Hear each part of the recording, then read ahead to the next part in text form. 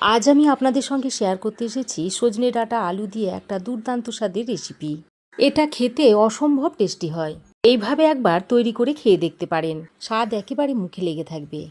নমস্কার বন্ধুরা, তিয়াশাস রেসিপিতে সকলকে স্বাগত জানাই। আজ আমি আবারও একটা সজনে ডাঁটার দুর্দান্ত স্বাদের রেসিপি নিয়ে আপনাদের সামনে হাজির হয়েছি। এটা বানানো খুবই সহজ, ঘরে থাকা সামান্য কয়েকটা উপকরণ দিয়ে রেসিপিটা খুব সহজেই তৈরি করে নেওয়া যায়। তো ভিডিওটা শেষ পর্যন্ত দেখতে থাকুন, আশা করছি আপনাদেরও ভালো লাগবে। তাহলে চলুন আর দেরি না করে রেসিপিটা দেখে নেওয়া যাক। সজনে ডাঁটা রেসিপিটা তৈরি করার জন্য এখানে আমি নিয়েছি সজনের ডাঁটা, আর এই সজনের ডাঁটাগুলোকে এরকম একটু লম্বা লম্বা করে কেটে নিয়েছি। আর যেহেতু সজনের ডাঁটাগুলো কচি কচি, তাই অল্প অল্প আঁশটাকেও ছাড়িয়ে নিয়েছি। আর নিয়েছি আলু, একটা আলুকে আমি এইরকম একটু পাতলা পাতলা করে কেটে নিয়েছি। আর নিয়েছি একটা টমেটো, টমেটোগুলোকে এরকম লম্বা করে কেটে নিয়েছি। এবার আমি একটা মিক্সিং জারের মধ্যে মশলা তৈরি করে নেব। তার জন্য মিক্সিং জারের মধ্যে দিয়ে দিচ্ছি একটা ছোট সাইজের কুচনো পেঁয়াজ, সঙ্গে দিয়ে দিচ্ছি একটা কাঁচা লঙ্কা। এবার এর মধ্যে অল্প পরিমাণে জল দিয়ে এইরকম একটা পেস্ট তৈরি করে নিয়েছি। এবার আমি এই সজনের ডাঁটা আলু একটা কড়াইয়ের মধ্যে নিয়ে নিচ্ছি। এখনও গ্যাসটা কিন্তু অন করিনি।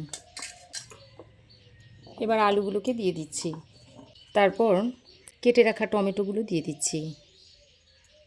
এবার আরও অল্প পরিমাণে একটু পেঁয়াজ দিয়ে দিচ্ছি।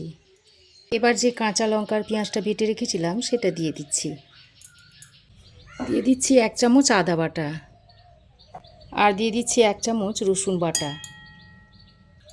এবার কিছু গুঁড়ো মশলা দিয়ে দিচ্ছি। দিয়ে দিচ্ছি হাফ চামচ পরিমাণ হলুদ গুঁড়ো, হাফ চামচ দিয়ে দিচ্ছি জিরে গুঁড়ো, হাফ চামচ দিয়ে দিচ্ছি ধনে গুঁড়ো, আর হাফ চামচ পরিমাণ কাশ্মীরি লঙ্কার গুঁড়ো দিয়ে দিচ্ছি। পরিমাণ মতো দিয়ে দিচ্ছি নুন, আর দিয়ে দিচ্ছি 1 চামচ মতো সর্ষের তেল। এবার সব কিছু একসঙ্গে ভালো করে মিশিয়ে নিচ্ছি। আর যত ভালো করে মিশাবেন তরকারির স্বাদ কিন্তু ততই বাড়বে। বন্ধুরা, আমার এই আজকের রেসিপি যদি আপনাদের ভালো লাগে তো অবশ্যই একটা লাইক দেবেন, আর আপনাদের একটা লাইক আমার ভিডিও বানানোর অনুপ্রেরণা যোগায়। তো সব কিছুকে ভালো করে মিশিয়ে নিয়েছি। এবার আমি এর মধ্যে পরিমাণ মতো জল দিয়ে দিচ্ছি। তবে আপনারা যে পরিমাণ ঝোল রাখতে চান সেই পরিমাণ জলটা দিয়ে নেবেন। তো জলটা দিয়ে ভালো করে নেড়ে চেড়ে মিশিয়ে নিয়ে এবার আমি গ্যাসের ফ্লেমটাকে অন করে দিচ্ছি। তারপর ঢাকা দিয়ে 10 মিনিট মতো রান্না করে নেব। 5 মিনিট পর ঢাকাটা খুলে একবার ভালো করে নেড়ে চেড়ে দিচ্ছি, আবারও ঢাকা দিয়ে রেখে দিচ্ছি। তো আরও 5 মিনিট আমি ঢাকা দিয়ে রান্না করে নিয়েছি। মোট 10 মিনিট ঢাকা দিয়ে রান্না করে নিয়েছি। মাঝে একবার ঢাকাটা খুলে নেড়ে দিয়েছিলাম। আর দেখুন আলু ভালোভাবে সেদ্ধ হয়ে গেছে, ডাঁটাও দেখুন সুন্দরভাবে সেদ্ধ হয়ে গেছে। দেখে বুঝতেই পারছেন যে ডাঁটাটা কীরকম সেদ্ধ হয়েছে। এবার আমি আরও একবার ভালো করে নেড়ে চেড়ে মিশিয়ে নিচ্ছি। এবার আমি গ্যাসের একটা অন্য বার্নারে দিয়ে দিচ্ছি পরিমাণ মতো সর্ষের তেল।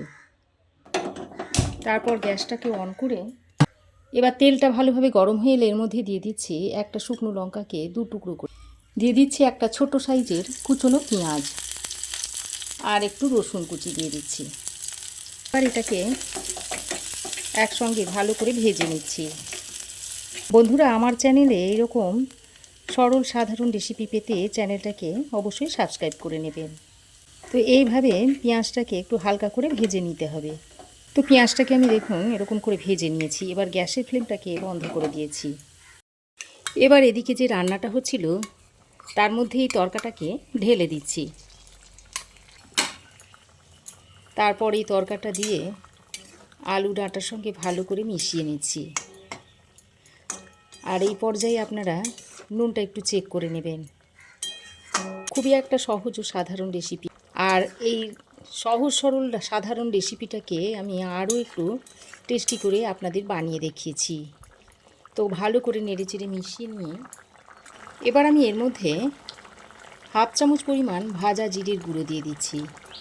এবার এই ভাজা জিরের গুঁড়োটা দিয়ে আবারও ভালো করে মিশিয়ে নিচ্ছি। এইভাবে রান্নার শেষে যদি ভাজা জিরের গুঁড়োটা দেওয়া হয় তাহলে রেসিপিটা খেতে খুবই টেস্টি হয়। এবার সজনে আলু ডাঁটার রেসিপিটা সার্ভ করার জন্য একেবারে রেডি হয়ে গেছে। তো সজনে ডাঁটা আলু রেসিপিটা সার্ভ করে দিয়েছি।